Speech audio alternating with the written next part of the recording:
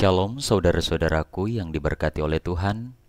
Kembali lagi bersama dengan kami dalam ringkasan pelajaran Sekolah Sabat. Pada saat ini kita sama-sama akan belajar dari ringkasan pelajaran Sekolah Sabat kita. Namun sebelum itu mari kita tunduk kepala, kita berdoa.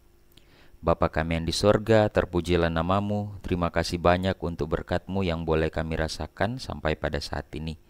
Saat ini kami siap untuk mempelajari firman-Mu melalui pelajaran Sekolah Sabat. Kiranya Tuhan memberkati kami, menuntun kami. Dalam nama Yesus kami sudah berdoa dan mengucap syukur. Amin. Judul pelajaran Sekolah Sabat kita pada saat ini adalah Sumber Kehidupan.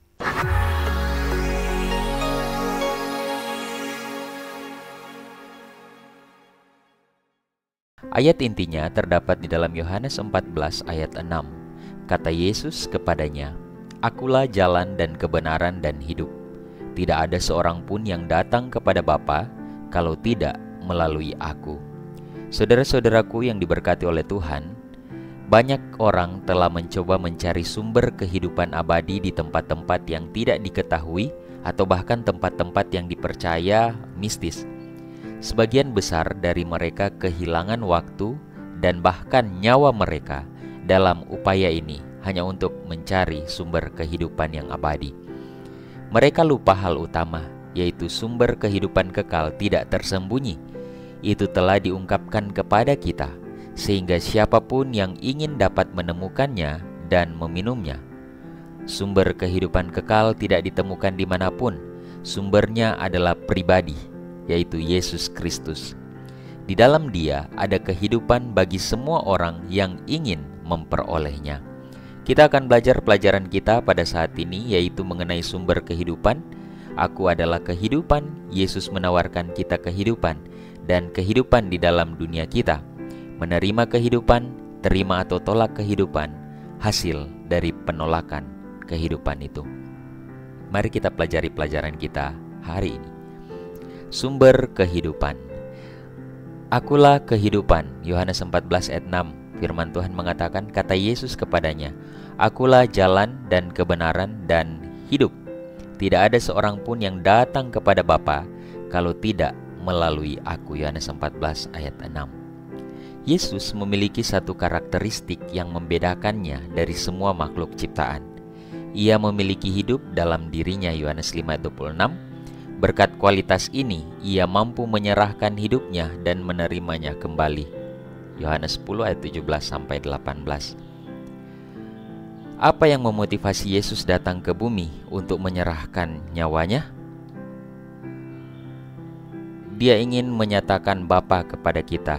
Yohanes 14 ayat 8-9. Kita telah lupa seperti apakah Allah itu. Berikanlah kami hidup yang berkelimpahan dalam Yohanes 10 ayat 10. Di dalam Yesus, kita benar-benar dapat menikmati hidup di sini dan saat ini. Mengambil tempat kita, Yesaya 53 ayat 5. Dia menderita hukuman yang harus kita derita dan mati untuk memberikan kita keselamatan. Kisah Para Rasul 4 ayat 12. Hanya di dalam Yesus kita dapat memperoleh keselamatan. Inilah motivasi Yesus datang ke bumi dengan menyerahkan nyawanya. Hapuslah dosa dunia. Yohanes 1:29. Tidak hanya menghapus dosa kita, tetapi juga akan menghapusnya sepenuhnya. Bangkitkan kami pada hari terakhir. Yohanes 5 ayat 28-29 dan Yohanes 6 ayat 54. Ketika Yesus datang, kita akan dibangkitkan olehnya dan memberikan kita hidup yang kekal. Yohanes 3 ayat 14-16. Akhirnya, Dia akan memberikan hidup yang kekal kepada kita semua yang telah percaya kepadanya. Inilah yang memotivasi Yesus, saudara-saudaraku, sehingga Dia disebut sebagai sumber kehidupan itu, Yesus Kristus. Kemudian, saudara-saudaraku, Yesus memberikan kita kehidupan. Yohanes 6 ayat 68. Jawab Simon Petrus kepadanya, "Tuhan, kepada siapakah kami akan pergi? Perkataanmu adalah perkataan hidup yang kekal." Ketika Yesus berbicara tentang dirinya sebagai roti hidup dalam Yohanes 6 ayat 35, Ia mengundang para pendengarnya, bahkan kita, untuk memakan dalam tanda kutip roti itu, atau yaitu mengenal Dia dan mengasimilasikan perkataannya. Yohanes 6 ayat 51. Banyak orang tidak memahami kedalaman perkataannya dan memutuskan untuk berhenti mengikutinya dalam Yohanes 6 ayat 66. Namun, para rasul memahaminya. Yesus adalah satu-satunya yang dapat memberikan hidup kekal itu. Yohanes 6 ayat 68. Dan bagaimana Yesus memberikan kehidupan kekal kepada kita? Melalui perkataannya, firman-Nya. Yohanes 5 ayat 24. Dengan berusaha untuk memberi makan diri kita dari Dia. Yohanes 6 ayat 27. Dengan percaya kepadanya. Yohanes 6 ayat 47. Dengan mengikuti Dia. Yohanes 10 ayat 27-28. Menginginkannya lebih dari kehidupan fisik kita. Yohanes 12 ayat 25. Dengan memberikan kita perintah Bapa. Yohanes 12 ayat 49-50. Dan ketika kita mengenal Dia. Yohanes 17 ayat 3. Inilah cara supaya Yesus dapat memberikan kehidupan kekal kepada kita. Dan berita terbaiknya adalah bahwa Yesus menawarkan kehidupan kekal secara cuma-cuma bagi mereka yang menginginkannya. Ini kabar baik untuk kita, di mana Yesus dengan penuh kasih-Nya, Dia memberikan, Dia menawarkan kepada kita kehidupan kekal secara cuma-cuma. Percaya kepadanya, terima Dia, dan pemberian itu Dia tawarkan kepada kita. Apakah kita mau terima atau kita mau tolak? Hanya itu pilihan kita. Kehidupan di dalam kita.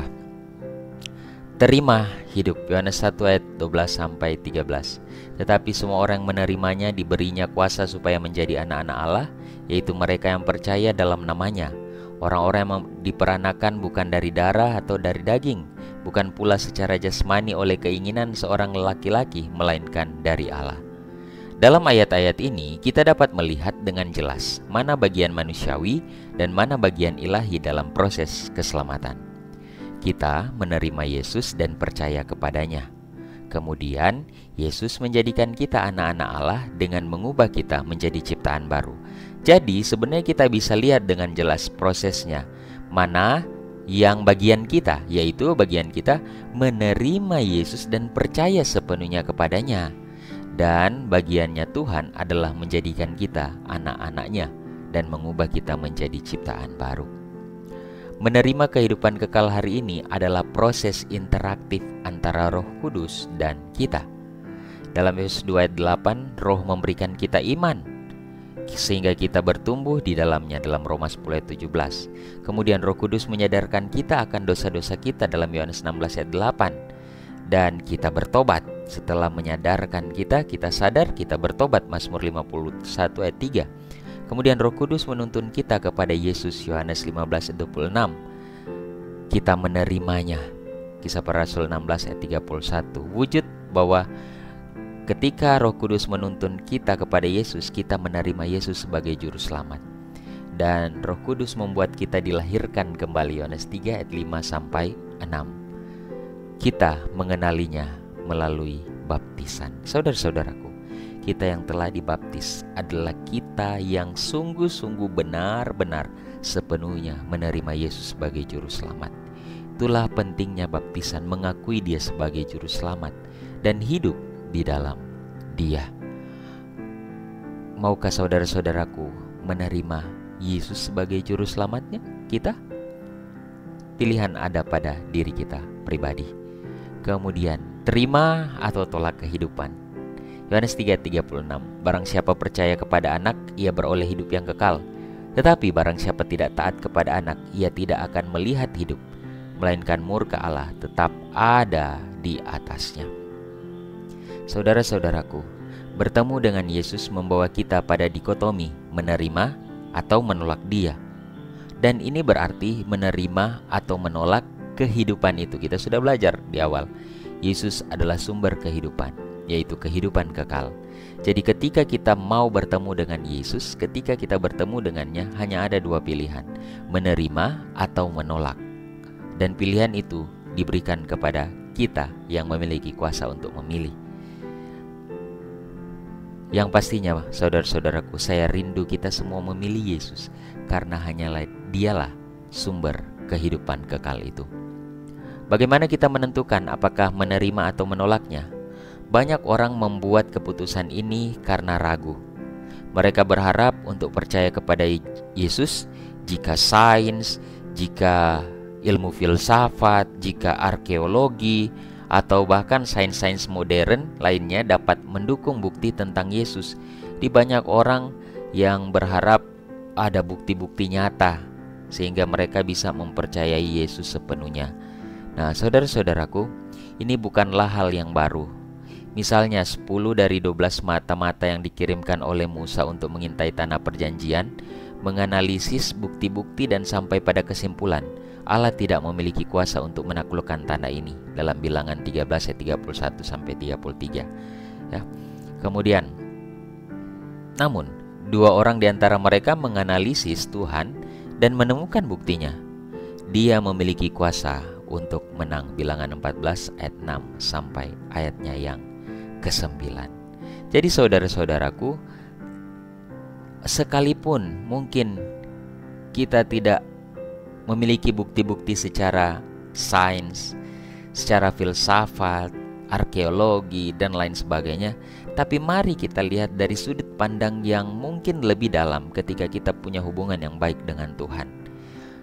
Sama halnya ketika 12 pengintai mengintai Kanaan, 10 orang menyatakan bahwa kita tidak mungkin mengalahkan. Mereka lupa bahwa ada Allah yang memiliki kuasa. Sedangkan 2 orang percaya bahwa Tuhan akan menyerahkan tanah Kanaan itu. Dan inilah yang menjadi bagian kita, saudara-saudaraku. Apakah kita akan menjadi bagian dari 10 orang ini atau 2 orang ini? Dari sekumpulan banyaknya umat gereja Masih Advent hari ke-7, apakah kita akan menjadi paling banyak meragukan kuasa Tuhan? Atau walaupun kita hanya sebagian kecil, denominasi mungkin terkecil atau denominasi yang kecil dalam kekristenan, tapi kita ada di bagian 2 orang ini yang percaya dengan sungguh-sungguh kepada Tuhan. Apa keputusan kita dan atas dasar apa kita mengambil keputusan tersebut? Saudara-saudaraku, ini hasil penolakan. Yohanes 3 ayat 18. Barang siapa percaya kepadanya, ia tidak akan dihukum. Barang siapa tidak percaya, ia telah berada di bawah hukuman, sebab ia tidak percaya dalam nama Anak Tunggal Allah. Saudara-saudaraku, kita diberikan pilihan menerima atau menolak kehidupan itu. Percaya sepenuhnya kepada Yesus, sumber kehidupan kekal. Alkitab dengan jelas menyatakan akibat penolakan terhadap Yesus, maka kita jatuh di bawah murka Allah dan dihukum, dalam Yohanes 3 ayat 18-19 dan ayat 36. Mengingat prospek yang suram itu, mengapa begitu banyak orang menolak Yesus? Yesus adalah terang. Terangnya menerangi kita dan kita dapat melihat diri kita sendiri sebagaimana adanya. Semua hal buruk dalam diri kita dan bahkan banyak sekali tersingkap. Ketika kita menemukan Yesus, banyak hal yang buruk yang kita sadari bahwa ini salah, dan itu tersingkap. Dan kita tahu bahwa kesalahan-kesalahan, dosa-dosa itu mengakibatkan kita akan dihukum. Inilah hasil dari penolakan. Untuk itu saudara-saudaraku, setelah kita mengetahui Yesus sebagai kehidupan kekal, percaya kepadanya akan memiliki kehidupan kekal, apakah kita mau mengalami hukuman ini? Oleh karena itu, setiap orang yang berbuat jahat membenci terang dan tidak akan masuk ke dalam terang karena takut perbuatan-perbuatannya akan terbongkar. Yohanes 3 ayat 20. Hal terburuk adalah bahwa tetap berada dalam kegelapan menempatkan kita di wilayah kekuasaan setan. Ia membenci dan menghancurkan semua pengikutnya. Sebaliknya, berada dalam terang berarti berlindung di bawah naungan Allah yang penuh kasih. Mazmur 91 ayat 1 sampai 4. Marilah kita mengikuti teladan Yesus, saudara-saudaraku, untuk tetap berada di dalam terang dan menolak kegelapan-kegelapan itu. Memegang teguh firman Tuhan. Matius 4 ayat 1 sampai 4, di mana Yesus mengalahkan setan dengan firman Tuhan. Sebagai kutipan terakhir, dalam buku Putra dan Putri Allah 18 Agustus, semua makhluk ciptaan hidup berdasarkan kehendak dan kuasa Allah. Mereka adalah penerima kehidupan Putra Allah. Betapapun cakap dan berbakatnya mereka, betapapun besarnya kapasitas mereka, mereka diisi kembali dengan kehidupan dari sumber segala kehidupan. Dia adalah sumber mata air, sumber kehidupan. Kehidupan yang telah Dia berikan kepada manusia, Dia ambil kembali dan berikan kepada manusia. Aku datang, katanya, agar mereka memperoleh hidup dan memperolehnya dengan berlimpah. Saudara-saudaraku, kiranya lewat pelajaran sekolah sahabat kita yang sederhana ini boleh membantu kita untuk mengenal lebih dalam siapa Yesus dan menerima Dia, karena Dia adalah jalan, kebenaran, dan kehidupan, dan Dia adalah terang yang akan menuntun kehidupan kita supaya kita tidak jatuh di dalam kegelapan. Mari kita tunduk kepala, kita berdoa. Bapa di surga, terima kasih untuk firman-Mu melalui pelajaran sekolah sahabat. Kiranya Engkau menuntun kami agar kami boleh memiliki iman yang teguh, percaya dengan sungguh-sungguh kepadamu Tuhan. Bantu kami Tuhan, di dalam nama Yesus Kristus kami sudah berdoa dan mengucap syukur. Amin. Tuhan kiranya memberkati kita semua.